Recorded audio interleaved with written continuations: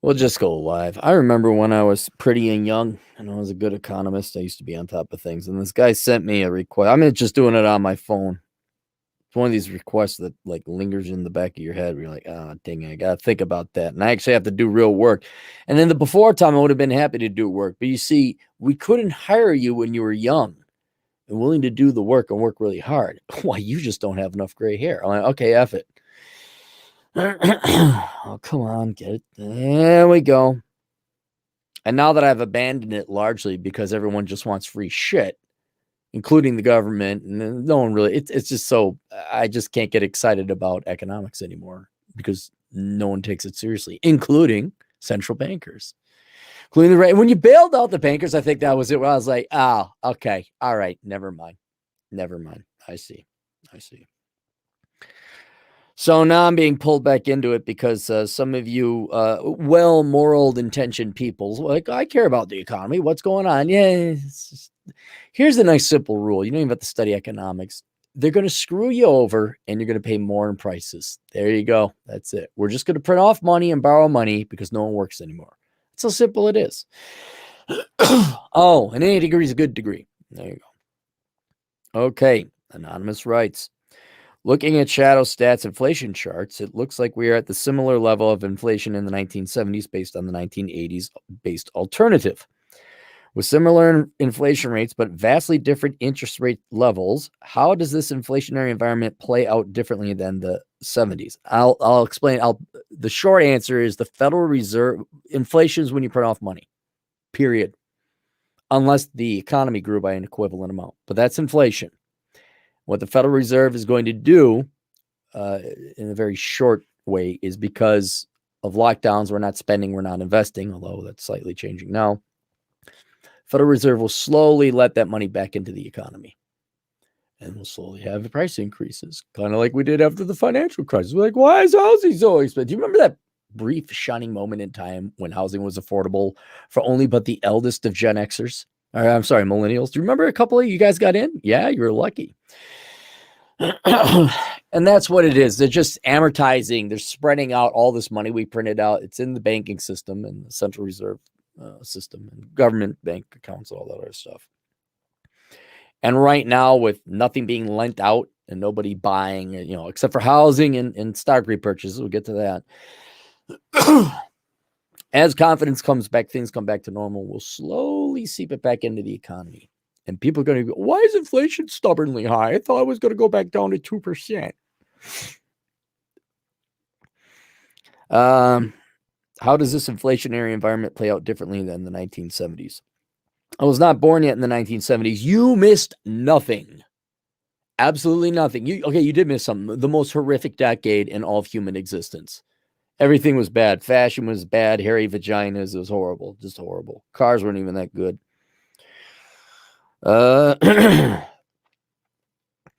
But would people alive across both time frames say the inflation feels the same or different? Thank you for all you do. Well, no, it doesn't feel the same because we did not have China producing all of our goods and services. This was still when the United States had a manufacturing base.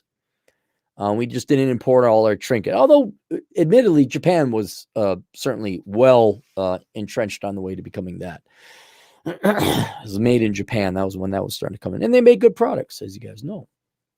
But we did not have that cheap labor, that massive 1 billion population of labor to make cheap trinkets. So we're keeping that down. So, all right, let me kind of give you a background and translate to English as best as I can figure with my rusty economic skills what's going on. Okay, we got a very bad cold, and we decided to print off more money than we did in World War I, World War II as a percentage of GDP, because that makes sense. So the money's got to go somewhere, and we flooded the economy with money, and it always goes to the banks. I'm not saying it conspiratorially, like you get a direct deposit, it goes into the bank or the bank deposits. And the paradox that we face, whether it was stimmy checks, project, whatever, wherever that money went, people couldn't really buy things because you weren't allowed outside. There was no dining, there was no movies, there was just no fun. And so large segments of the economy, you could not spend the money.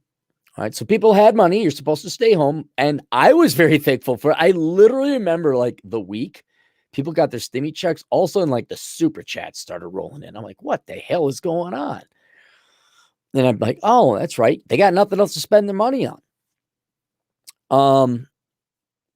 Although that did change where we all decided to start buying stuff from China on Amazon, and that's sitting out there at the Los Angeles Longshore docks.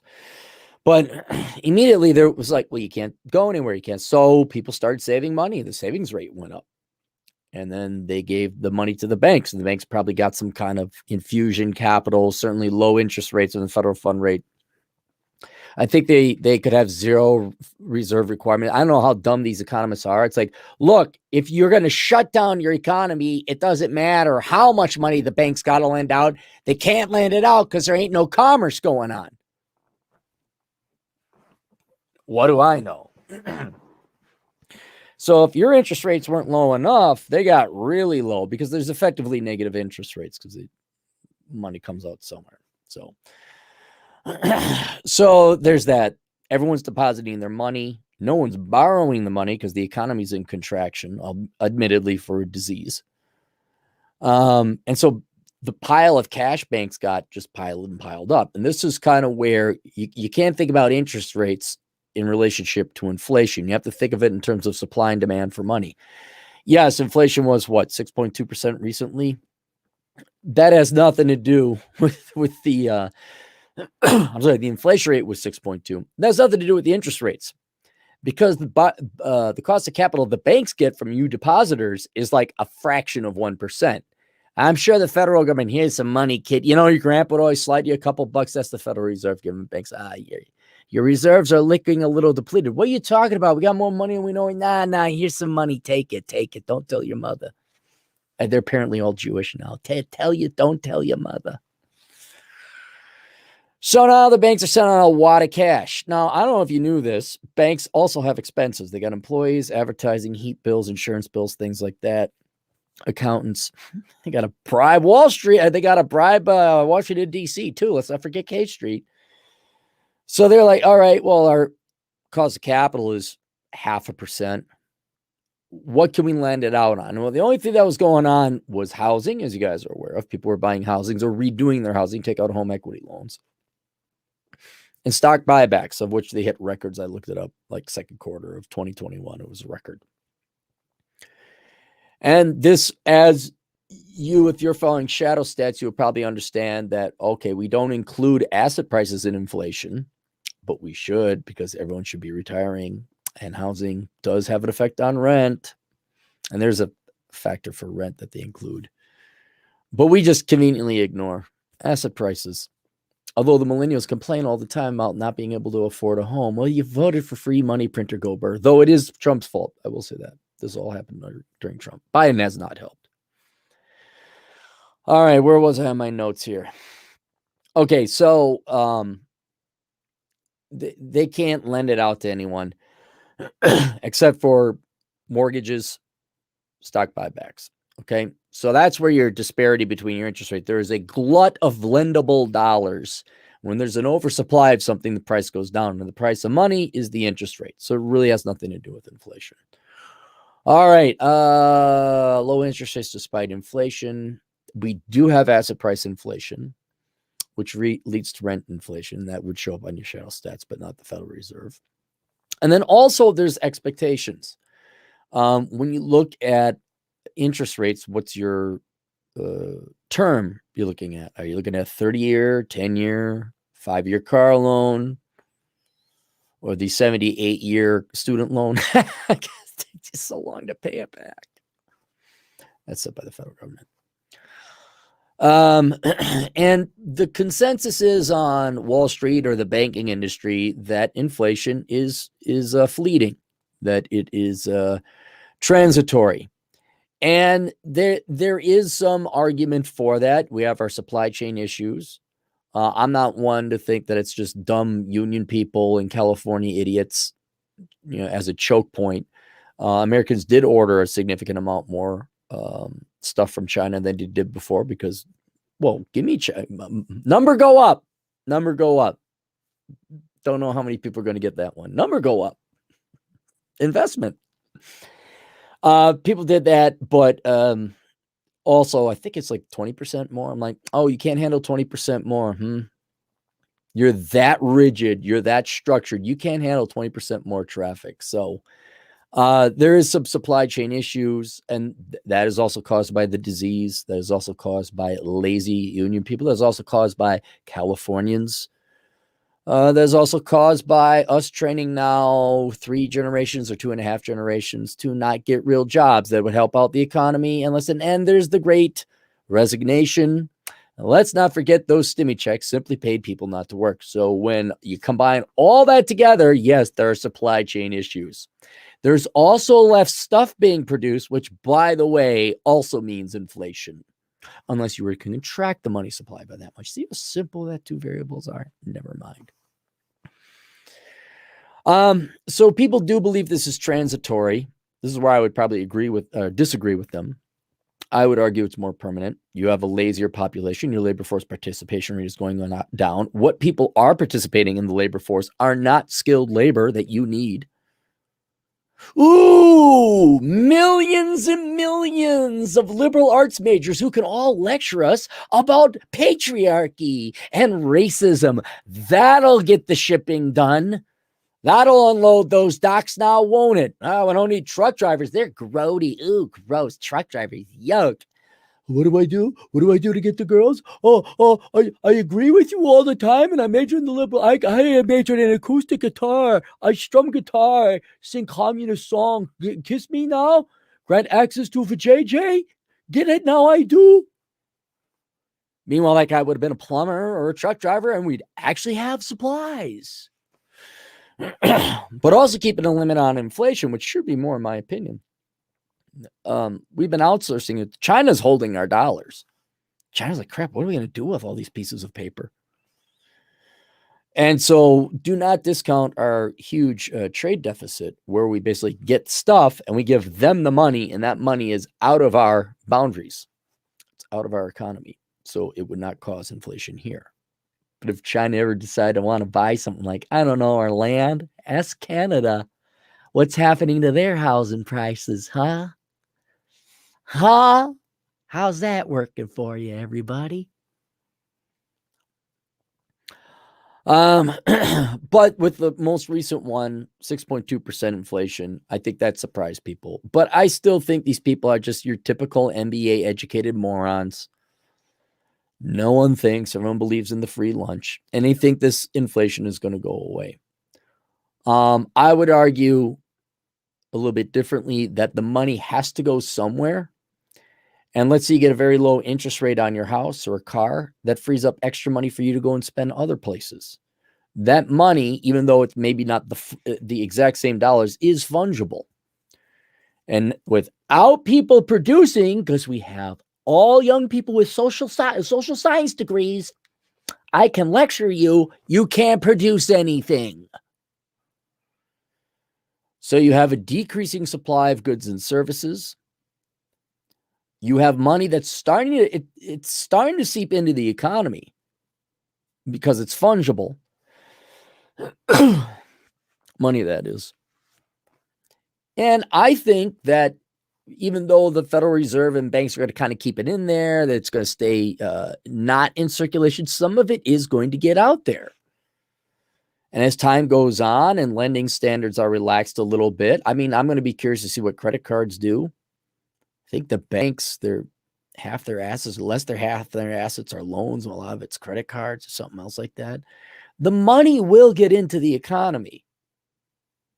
Once consumer confidence comes back up, and maybe that's another reason. It's like, oh yeah, more restrictions. We don't want the inflation keeping the lid on inflation, but Democrats don't believe in inflation. They believe in monetary theory. Yay, no inflation. Don't send me an email saying it does account for it. I'm aware.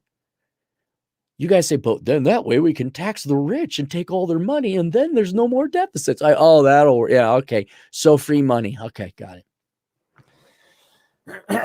Anyway, with slowing economic growth, real economic growth, because of lazy people and unskilled people and not trained in people and untalented people.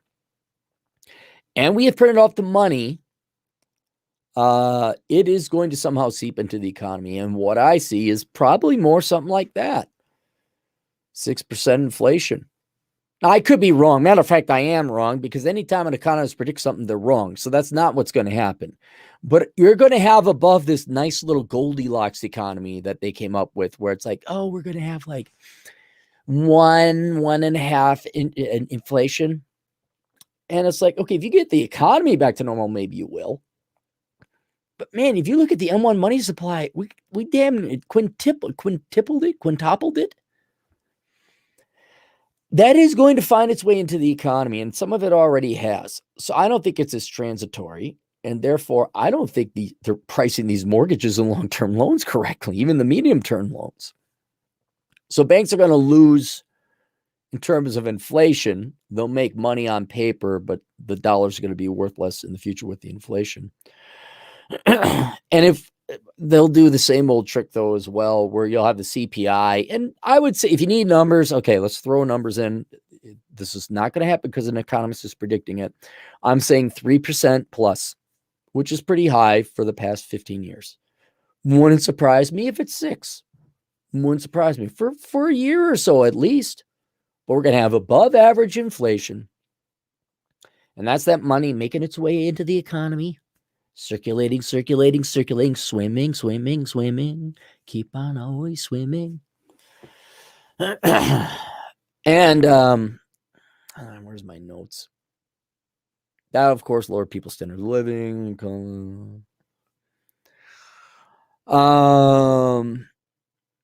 Banks will still have a lot of money. They'll still lend out. And, because of that, they're going to increase asset prices. All right. So that's where your real inflation will occur. And I know to you government economists and you academics and all you other people who are hacks, that's not real inflation. Okay, fine. Rent isn't real inflation. Tell that to the young kids. But that's where it's going to continue to go.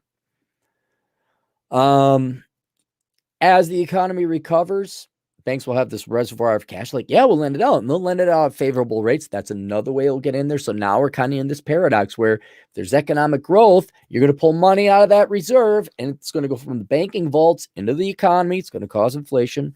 Because let's just be honest, you guys are going to lend to investors or builders or factory assemblers, right? You're just going to lend. Hey, Capital One. Hey, is Mace Windu going to come out and do an advertisement for Capital One? So you get really low interest rates, right? 2%. Yeah, it's going to flood right into the economy, cause inflation. And so with all this inflation, what's going to happen? Well, asset prices are going to go up, not values, prices. There's a difference.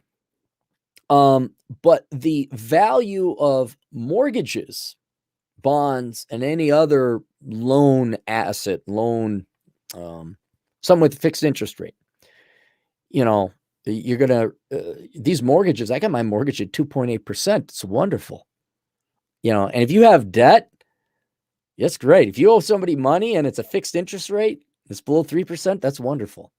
You let Trump bucks and Biden bucks and Powell bucks, you let them print that off. Not because it's going to be good for people in mortgages, it's also going to be good for the federal government. Because if they can whittle down their interest, the federal debt at 6 to 7% a whack each year, that's not too bad. That's not too bad. And then down the road, they pay it back, pay themselves, they print off more money. Look, we paid it back. Look, the revolving line of credit is revolving. See, now we're back. The Federal Reserve goes back to its normal balance sheet. Oh, Federal Reserve, we need more money. Hey, never mind. Don't care to bore you with the details. But as inflation remains stubborn, I think that might be a word you see in the news. Stubborn inflation, persistent. Just don't know why it's here. Did you print off more money? Oh, you did? That's why it's there. And so over time, as this inflation remains persistent, either in the CPI, but certainly asset prices. All depends where the bank's going to lend their money. That's where if it's consumer spending, it's going to show up in the CPI. If it's going to be mortgages and buybacks, it's going to be in asset prices. But you guys won't care about that because housing prices go up is good. PE ratio of 75, good. Everyone's a freaking moron. I was going to say, yeah, so the Federal Reserve's going to take a hit on its balance sheet, but it's the sacrificial Jesus Christ of the federal government. Federal government's debt, what it owes the Federal Reserve and everyone else is going to go down in value. Value of mortgage. And then, yeah, any of you who hold bonds as an investment or fixed income item, yeah, the prices are going to tank. Because if it pays 3% and inflation is 7%, yeah, that's going to, I used to be able to do bond calculations, but no one pays me, so F you. So that's what I think will happen is as lending requirements loosen up and more of that money leaves the banking system and enters into the real economy and can circulate. And maybe it takes a stop at a mortgage or corporate buyback. Or they pay their CEO a $20 million bonus. He'll buy a boat. The boat assemblers will get the money. The plastic assemblers will get the money. The boat plastic assembler transporter people get the money. And now it's all inflation. And I think that's what will happen for, if I had to put money on it, at least 5 years. See, the problem is I gotta play this stupid game that asset prices is inflation. I'd say, yeah, no, it's going to go on forever. Because you keep printing off more money. It's going to go someplace, and the banks will generally lend it to large purchases. So your tuition, your cars, your housing, and your corporate buybacks, the stocks, it's all going to go up in price, not value. But that's not inflation. All right, fine. The gallon of milk will go up only by 7%. And all of our gadgets we get from China will stay no inflation because China manipulates the exchange rate and controls their labor prices overseas. But, hey, those communists know what they're doing. So that's what I think. Higher inflation. I think no matter what they do, it is going to hit Main Street. It is going to come in the CPI. Even in the new way they measure it, I think that's what's going to happen. Good. Glad I got that. Don't save. I don't have to answer that. Geez, 100 Australian dollars? Dang, guys, thanks. Now I know what it's like to be a pretty girl. Thank you, guys. What? Christoph Anon. Oops. $5. Shadow stats rate almost 15% annualized. I looked it up. I thought it was 7. Didn't it? Maybe I don't remember it. I've been looking at so many charts for this stupid thing. It's not that stupid. It's one of the more intelligent questions I've gotten. I just didn't want to do the work. Noah Costa, $2. Here is Whitey with another vid. I'm impressed. Thanks, Noah. Oh, I'm oppressed. Of course you are. You're always oppressed. Where are you at? Looks like you're at some nice place on a beach with a boat in the background.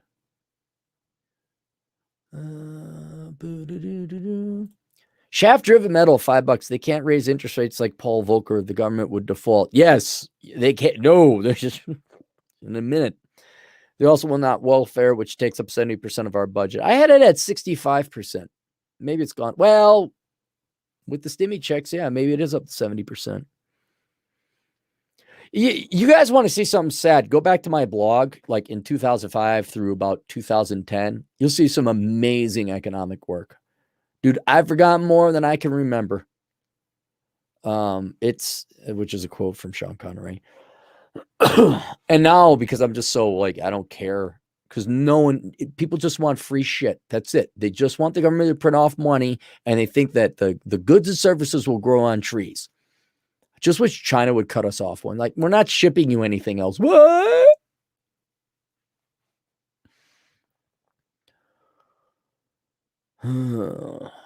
Maybe I should just go buy some more oil filters. Those are kind of important, don't you think? John Tallinghast, real economist here, $5. Inflation as measured by CPI isn't a good measure of how things will feel to the consumer. True. Modern monetary theory is the economic equivalent of astrology. Yes. Yeah, and feel, there's been enough technological changes that, like, for example, I'm old enough to remember if you tore your clothes, you were in trouble. Because clothes were much more expensive back then. We had fully outsourced that to other foreign immigrants where the cost of living was very low. Now you just get clothes, you toss them away. But I remember the 70s and 80s where, yeah, you came back with a skin knee, you were in trouble. Not that your knee was bleeding. Oh no, I couldn't care less if you were injured. No, that your knee, you now you had to patch it. And so now you just kind of throw it away. Oh, a vacuum? Vacuum was highly expensive. Televisions were incredibly expensive adjusting for inflation back then. Now they're dirt cheap. And there's a lot less families too, you know. You had a family you had to do without. Now single people. Oh, gas went up 50 cents. All right. Went up 50 cents. Unifrog, 100 Australian dollars. Thank you very much, Unifrog. How do you see short-term corporate bonds? How do you see short-term corporate bonds doing in a rising inflation? Emphasis on short. Well, you still got to give me, well, short-term, let's say 3 years. If they've already issued the bond and it's been, I don't know what the 3-year bond rate, let's just assume quality investment grade. It's going to go down. That's just the law of finance. As interest rates go up, the value of bonds go down. I'm sorry, not interest. Yes, interest rates. As interest rates go up. Yes, interest rates. Also, as inflation goes up, the value of and that's where your interest rates, because there's an opportunity cost. Well, I could, if you want to sell your bond, you got to discount it heavily because your interest rate is as high as the other interest rate. So interest rates have that effect. Inflation just whacks it at the real value of your payments, your interest payments. So that would also lower it. Usually interest and inflation go tandem together, but we live in crazy clown world now where money printer go burr. And the Fed is the Jesus Christ that dies on the cross for us to assuage us of all of our debt sins. So if they're already issued and there's a fixed interest rate, they will go down. But going forward, and this all depends. Now you're in Australia, so I don't know what's going on there. I don't know if they've killed you all yet for looking at people funny. I don't know what's going on over there. Not freedom. I'll tell you, that's not what's happening. Ha ha. But let's remove Australia from, let's just say US or any economy. If GDP goes up and then corporations, for whatever reason, want to start borrowing money, they haven't borrowed it enough already. I don't know. Let's say you wanted to start a company here or expand a plant. Not in California. Let's say someplace in Texas. You want to, okay. As restrictions are released and removed and we get back to normal and hopefully supply chains loosen up, we could get back to business and the plastic comes in, we could fire up that. Maybe short-term corporate borrowings, they need short-term capital or mid-term capital, 2 to 5 years. As more and more of them borrow, that's more and more demand. So as the economy recovers, particularly the corporate sector, yeah, interest rates are going to go up. But that would presuppose there's demand for corporate investment. And frankly, it's been so long, I won't even know where to look that up. I guess you could look at the purchasing managers index, see what's happened there if people have been buying stuff. That might be an indicator. I used to economics. Sam Whiskey, $5. Thanks, by the way, Unifrog, for the $100. I really appreciate it. I like to spend it, but there's nowhere to spend it on. Just corporate buybacks. I'm gonna go buy a corporate buyback. Sam Whiskey, $5. Cappy, the revisionists are now saying communism failed because it was corrupted by capitalism. Jesus. Okay, just do me a favor, everybody. If you want to do a communist thing, why don't you get a working model on a municipal level first? All right. When you get Detroit or Seattle, if you can pull off leftist policies without people crapping in the streets, I might hear you out. But the best I've seen communism work, the best I've seen is in families, because that's a unit, and some co-ops, some. That's it. That's all I've seen it. Every other place it fails. So why don't you get it working on a municipal level so you only starve out 5,000 people and kill them all instead of 500 million people? All right? I know. They just don't want to work, and it's the only thing they got.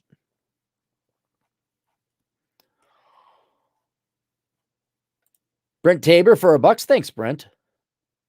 Sam Whiskey again, $5. Chick-fil-A has a great customer service, and they do get your order right, inflation or not. Yeah, I'm almost thinking I'm going to have to go there. We unfortunately do not have a Chick-fil-A in Rapid City. It's I was impressed with their customer service. They are trained correctly there. Brent Tabor, $5. Will you be my dad? No. Well, I guess for lots of money. I could be your internet dad. Happy birthday, Brent. You're a good kid there. Now, do I get money? What do you want? I'm too young to be your dad. You got hit Rollo or Rich Cooper up with that one. Those guys are old farts. Alex Patino, $5. Remember in the summer of 96, my dad bought a Magnavox for $450 at Walmart. Right. Yep. I remember, I think, dropping $350 in 1994 at Montgomery Ward's, which is closed now. And Walmart never got me a Nintendo 64 for the same price. Such is life. Oh, you turned out better for it.